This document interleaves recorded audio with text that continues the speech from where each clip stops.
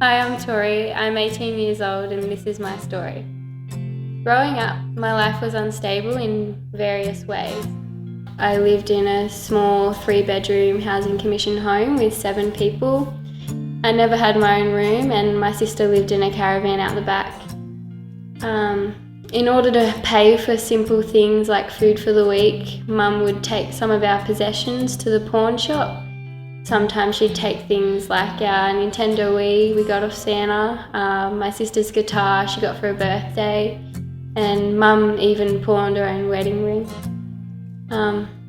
I wasn't silly, however, I knew the reason why we didn't really have money after Mum would get her benefits from Centrelink was because Mum and Daniel both had interests with drugs and alcohol, and somehow they could be more important than food and electricity. Growing up, I was continually surrounded by domestic violence. As a 6-year-old, my younger brother, older sister and I couldn't really do much when Mum and Dad would have their fights. We'd just hide together in a room and wait for the neighbours to call the police. Growing up, my mum had various boyfriends and each resulted in the same ways. One night we were all home celebrating Mum's 40th birthday. To help celebrate, Mum and Daniel offered my boyfriend Isaac and I to drink a bottle of vodka. Under pressure from them, I drank about half the bottle. The next thing I remember is waking up the next morning. As I looked around, I noticed all the blood, glass and holes in the walls. I knew exactly what had happened. I checked my phone and I had a message from my mum telling me she was in hospital, my younger brothers had been taken by docs and Daniel was in custody. My first boyfriend was Isaac. He was my best friend. Throughout mine and Isaac's relationship, our families became really close. My younger brother Anthony looked up to Isaac as his own brother. I couldn't ever picture my life without him. He was my happiness and I loved him. I wanted to marry him. We were together for about 7 months until one morning he rang me and told me he'd just woken up and stopped loving me. Just like that, it's gone and I didn't know what to do next. After the domestic at my mum's 40th, we were forced to live elsewhere as the Housing Commission boarded up our home. So we then moved to Tamworth for one school term of Year 9 before returning back to live with Daniel as they both had AVOs against each other. We lived with Daniel for about a month until on Christmas Day he kicked us out and we were homeless again. I was going through my breakup and I was trying to work more hours at KFC just to help us get back on our feet. So it was then, on the 1st of the 1st, 2013, that I made the decision to move to my dad's house in Foster. About a year after moving to Foster, everything seemed great. I had a new nice group of friends, high marks in all my schoolwork and a new casual job at Kmart. I even had a new boyfriend. I truly believed I'd found happiness. Until on the 3rd of the 1st, 2014, I received a call from my younger brother. In a mix of his sobbing and stuttering, he told me that Isaac had committed suicide. This changed everything, including myself.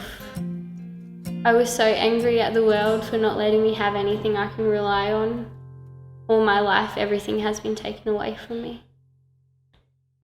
A year on, one night shift at Kmart, my friend Lucy was telling me about this pancake tent they had set up at the wharf.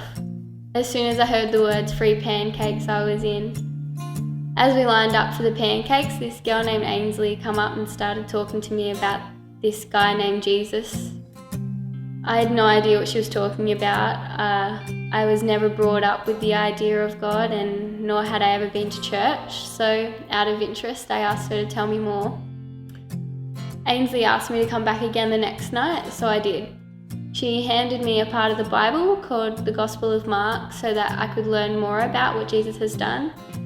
And she was just answering all my questions that I had. As I went back every night, I'd hear people tell their own stories about how Jesus has helped them. And it was then that I realised that I needed Jesus, that throughout my whole life he was the thing that I was missing. So it was then that I realised that I needed to chase the thing in my mind telling me to go to church and to read the Bible and to pray to the Lord, and I did. A few weeks later, I went to church for the first time. As I went to church, it was completely different to what I expected.